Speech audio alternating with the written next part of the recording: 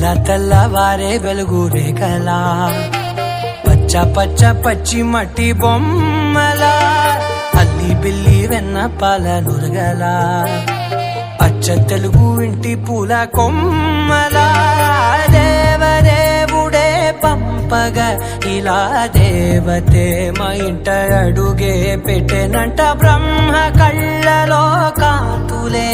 మా అమ్మలా మా కోసం మళ్ళీ లాలి పాడేనంట.